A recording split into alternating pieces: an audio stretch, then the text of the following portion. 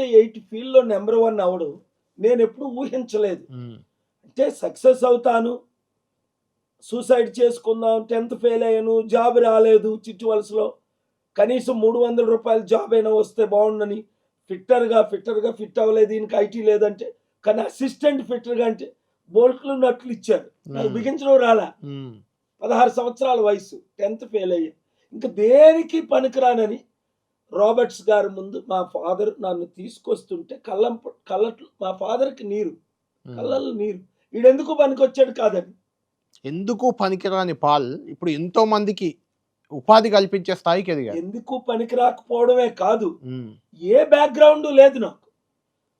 ఈరోజు అవును. నేను ఆంధ్రప్రదేశ్ హైకోర్ట్‌లో వాదనలు వినిపించానని ఎళ్ళాను. హ్మ్. నిన్న సీజే గారి ముందు ఏపీ హైకోర్ట్‌లో వాదనలు వినిపించాను. నాకు కోరికుండేది. అందరిలాగే చదువుకుందాం.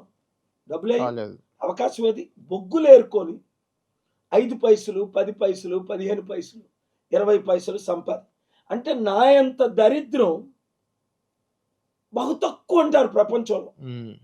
కానీ అంత దరిద్రం నుండి ఏ బిజినెస్ చేయకుండా, ఎవరి డబ్బు దొంగిలించకుండా 5,00,000 కోట్లు కేవలం ఇప్పుడు మీకు స్పీచ్ ఇస్తున్నా. ఇక్కడ ఇదే